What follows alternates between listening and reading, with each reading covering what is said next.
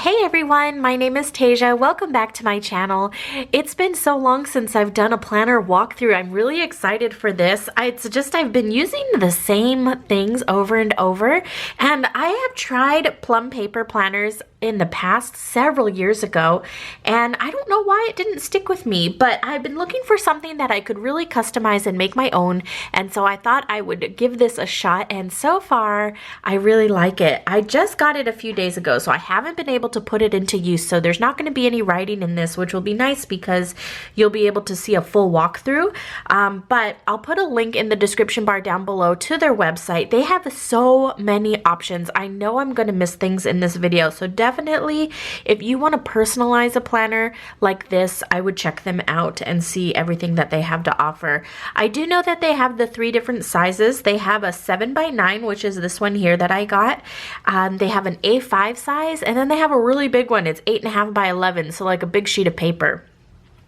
They let you customize the cover, and the cover is a nice flexible material. They send you a business card that's kind of like showing you the strength of the cover so you can twist it and try to rip it as much as you can. I tried to rip it and I couldn't rip it. I mean, not that I'm very strong, but you know what I mean. This thing is gonna be really weatherproof, so I really liked that, and they had a lot of different cover options to choose from. When it came to the layouts, they had a ton of layouts. I wrote them down so I could list them all to you, but they have a student layout, which you could do elementary, middle or high school, or college. They have a teacher, vertical, horizontal, grid, daily, and monthly. I chose the vertical, and I'll show you the layout in just a second. But the cool thing about this planner is because it's so customizable, I was able to start the planner month exactly where I wanted it to start, which was this September. So I don't have any wasted months. You can also choose how many months are in your planner, starting with 12, and you can go up from there. But this is the first page, so you have your 2019 monthly overview kind of at a glance. And then you have your 2020. For the color scheme, they have 2 different color schemes. They have a colorful and a neutral, and I went with the colorful. We have special dates here, so again, January through December. I don't know how this would change if you did more months. That would be interesting to see if they modify this to accommodate those extra months or if it's just for a standard year. That's something I don't know. Next up, you have your ideas, plans, and goals. So you have those 12 sections that you can break down, and I like that they're unlabeled, so you could really do whatever you wanted with these boxes. So again, mine starts with September, and the monthly color kind of blends itself well with the tab color. So you have your monthly highlight at the start of each month. So you have your 3 goals, birthdays, events, and things to remember. This one is printed on the divider, so it's a little slick. I'd be a little concerned with writing with a gel pen on here. I don't know how they would perform. They might work well. I really don't know, but I don't think I would be willing to risk it. I think I would just immediately take a permanent marker to this since it has that gloss to it. You have your blank lined page here. And then you have your monthly layout. So the monthly layout is really nice. It's clean and classic. There's not a lot going on, which I really like because when things get a little too busy, it just messes with me. So this is the September monthly layout, and then this is the weekly layout. So again, I chose the vertical with priorities. You can customize it. So instead of it saying priorities and to do today, you could make it say whatever you wanted. There was another really cool one that went horizontally that was different categories, and you could label each one. So if you were a family with children and you needed to plan all of their things, you could put like all of the kids' names, or you could put all the different like things that you just do every day, which I thought was really neat. They even have one where the columns are just vertical going down with none of this on here. I really liked the breakdown because I need to kind of strategize my day each day. So you have priorities with 3 slots, to do today with 3 slots, and then a little bit of room here to write. Along the bottom is completely blank. I think it's actually just the colors because I see a very light printed box, and I think it's gonna get darker. Yeah, it gets darker as it gets a little more gradient. So you could easily just cover that up if you didn't like it, but I think it's nice. So we have that. Saturday and Sunday are smaller. I know some people don't like that because Saturday and Sunday are sometimes their busiest days, but for the layout and for me, it kind of works, I guess. I personally would appreciate it to be like this as well, but that's fine. Next up, we have the habit tracker up top, which was nice. You have 5 different sections to write down your habits, and then you have the blank boxes up here. Everything is just really clean and open, so there's a lot of room for customization, which I really like. So that is the layout for every single week. It doesn't change. The only thing that's changing is the color. Again, it's a gradient, so it started off really light on this gray, and it's moving into green. And I'm assuming it's going to change into the following months. You'll notice here at the end of the month, I put in this extra sheet here. This was an optional add-in, and this one is the bills. So it just says my bills. You have all the bills here, the due date and the amount, and then you can just check it off. I really liked this at the rear of the planner. I use my personal wide planner at the moment for my bills, but I'm hoping to make this planner kind of like my home to go for like maintenance and bills and cleaning, just anything that has to do with the home. I wanted it all in one place. So that, you'll notice, kind of translates in the back as well. So we have that bills thing, and then let's go into October. Again, you have the October monthly highlights. And then you have the weekly layout, which again is kind of like a gradient effect throughout the month. And then you have the bills again. So we'll flip through all of these dates, and I think, you know, when it came to the add-ons, you could add on notes, which I did.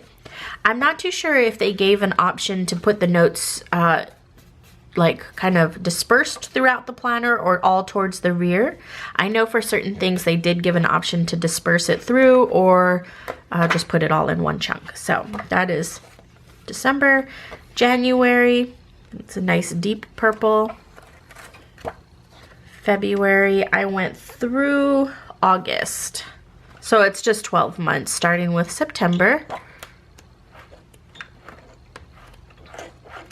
Like this, we'll just do a really quick flip through, and then we're gonna get to the back of the planner where I did some more customization. But again, this is the colorful color scheme, the neutral. Again, it's going to be more neutral. Let's get to the back. So that's August. I'll show the layout one more time. Let's show it in a darker color so you can really see everything that's going on. I think this is a nice layout. So I'll bring it up close so you can see priorities to do, and then the little boxes. I probably would cover the boxes with some kind of fun sticker. It almost looks like the same size as a half box. Let me peel one of these half boxes off. Of course I have stickers laying around me. Holy smokes. No, they're way smaller. I'm so off. So this is a good reference. So this is 1.5 inches. This is the normal size of like an Erin Condren box or something like that. And so you can tell that the boxes are a lot wider. And that's why Saturday and Sunday is kind of smushed off to the side. That makes total sense. So if I was to put the box down here, you can see I have a lot of room around it. Which, I mean, if you center it or you, I don't know. I don't know how I would do that. But yeah, that's a good to show. Next up, let's go to the back, and we'll start with the add-ins that I did.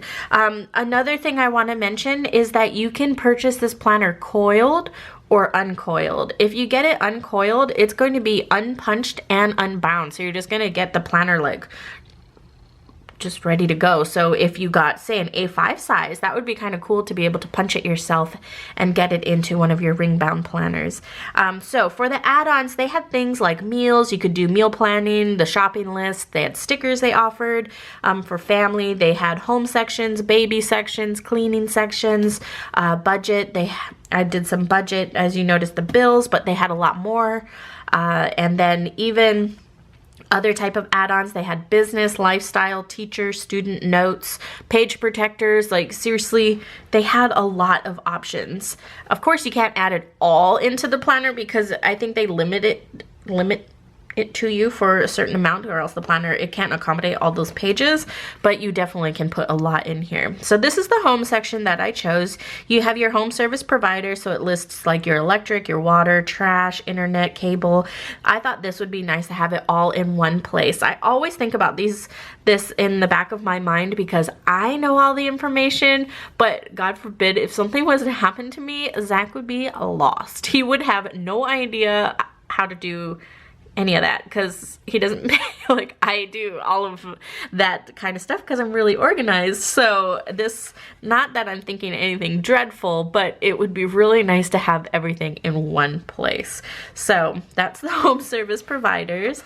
Next up, you have the home maintenance, and it breaks it down into seasons. So spring, fall, summer, and winter. You have indoor and outdoor. I really liked this because we are always forgetting to change our air filters and just little things that don't happen as often, and so it kind of just goes to the back of your mind and you just completely forget. So I really am digging this section. And two, you'll remember like if you fertilize the lawn or if you did some sort of maintenance, like we planted trees and we're supposed to fertilize them every X amount of months, and so I just thought this was a nice little addition. The master cleaning guide. So you have a daily, weekly, monthly, and annually. This isn't a checklist or something that you would use to keep yourself in check throughout the weeks or whatnot. This is kind of like, it's the master cleaning guide, so it gives you an idea of what to expect daily, weekly, and monthly. I want to say that they offered other cleaning options that would give you that if you wanted a checklist or something to keep you more on target, but this will just give you an idea, you know, monthly, did you flip your mattress or do whatever you do every month. So that's the master cleaning guide. You have kitchen, bathroom, bedroom, living and family room, utility spaces, the entry or porch, outside, and other tasks. And then you have a little note section. Next up, you have the laundry guide.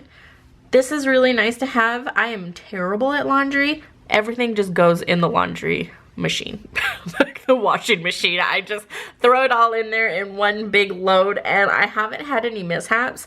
I wear t-shirts and jeans every day, so it's not like I have anything that requires any type of special care, but this is a really good information. So it has laundry stain removable, separating your laundry, you know, your whites, your colors, your darks, what type of water to wash it in, your fabric care cheat sheet, laundry care procedures. So all those little icons on the tags that I like to ignore, that's what they all mean.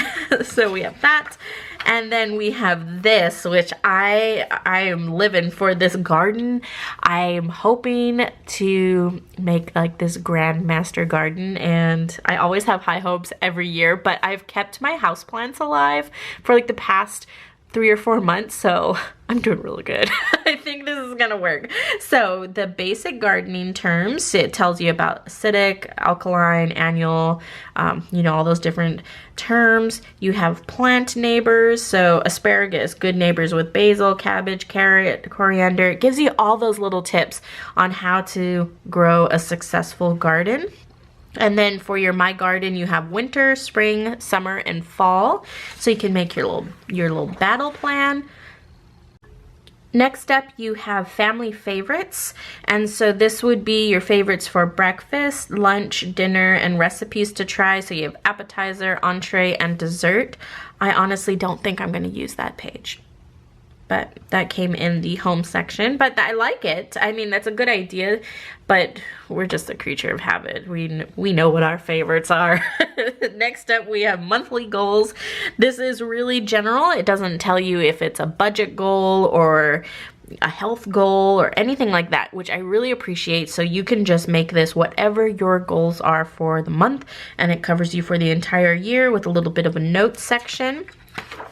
Next up, you have home projects. So you have your little check off, project, start, and finish with some notes. And you have a lot of space to do a ton of projects. Next up, you have your gift list. So you have your gift for, the item, where you got it, and how much it costs. Shopping list. I guess maybe these would be for big ticket items that maybe you're not just gonna go out and buy as soon as you think about it. Things that you maybe want to budget for, or a wish list. So you have your item, where you'd get it, how much it costs, and if it's a need or a want. I say if you want it, you need it. So that's the shopping list. Next up, you have your monthly bills. So these are fixed or periodic expenses. And then you have your description, and then the months are all listed there with just their initial, and then other notable expenses. You have your notes. You have your passwords. This always scares me to have the passwords in a book, but I mean, I always forget my passwords, so perhaps I should use something like this. But if you're gonna travel with this book, I would be a little concerned. If it just stays at home, I think it's all right. So you have your website, your username, and your password. Next up, you have your yearly expense overview. So this breaks it down every month: income, expenses, giving, savings, and debt. And then at the last page, you have important contacts. They put some there for you: poison control, and then you can list your hospital, ambulance, police department, fire department, doctor, emergency clinic, school, and neighbor. It would have been nice. I like a little bit of guidance, but at the same time, it would have been nice. I'm just going to white that out and put something else perhaps, because I don't have a school, and things like that. So they do have some blank spaces at the bottom. Next up, we have the brainstorm category. So I put this in because I always think of things, and if I don't write it down immediately, one, I either forget, or two, I just move on. And so there's a lot of things that just I would like to work on but don't. So you have your brainstorming ideas page, and let me just zoom in a little bit, oops, so you can see what it looks like. And so this one has 6 different spaces. And then the next one, you have brainstorming. So this is more for, these are just ideas, and then this is when you're ready to start putting it into motion. So you have your date, your project title, project milestones, and then you have kind of like this little web so you can brainstorm some more, and then spots to write. Brainstorm your milestone tasks, so you have your action items if it's low or high priority. So what are you going to do to get these goals to the finish line? And then you have that same layout again for your next. And I'm assuming you're going to have 6 spots because you had 6 categories in the very front. You might have more actually. Yeah, you definitely have more than 6. I thought maybe the front page would have been a prelude to this, but that's okay. So you have a ton of brainstorming pages, and then you have this one blank list back here. Another option that I decided to put in mine were the note pages, and this is where I just like to scribble stuff down. So just a little bit of lined pages, and I noticed that one last page in the back, you have some grid. So I have a little bit of a repeat because I did add in the My Home. The My Home included the passwords and the contacts, but you have more space for more general contacts in the back, which is nice. You have your US holidays sheet here, and then looking forward to 2021. And then last, you have your pocket. So again, you can put page protectors like this in here, and you can do a lot more customization than just this. But I thought it would be nice to show a different option. The paper is very nice. It's very smooth, and it feels nice and thick. I would do a pen test. Let's do a pen test on the back page. I'm like really hesitant to bunk up any of these pages. So let's do it on this. So we're gonna do a pen test with this Muji pen. So Muji, and then let's go ahead and use, this is pretty similar. It's gonna be the Uniball Signo 0.38. These are all my favorite pens to use. And then let's try and find a permanent marker on my desk, which I'm sure I have one somewhere. So this is the Pilot Ultrafine Permanent Marker. Definitely gonna bleed. It's feathering just slightly, not a lot, but a little. I think that might be all the pens I have over here. I have a lot of repeat pens. What's in this? Nothing that I would use. So let's just look at these 3 pens for now. So you can tell it's really, really, really minimal for the gel pens. And then, of course, the Pilot marker, you do have some heavy shadowing, especially where I held the pen down for a minute, kind of like the start-stop of my O. Definitely a lot darker, but really nice. So that is the Plum paper planner. This was not sponsored in any way. I purchased this planner with my own money, and I just wanted to use it for my home planner. So I hope you enjoyed the walkthrough. Definitely give them a check out. It didn't take long to ship either. Their ship times are really reasonable, especially with all the customization that they do. So until next time, I'll talk to you guys later. Bye!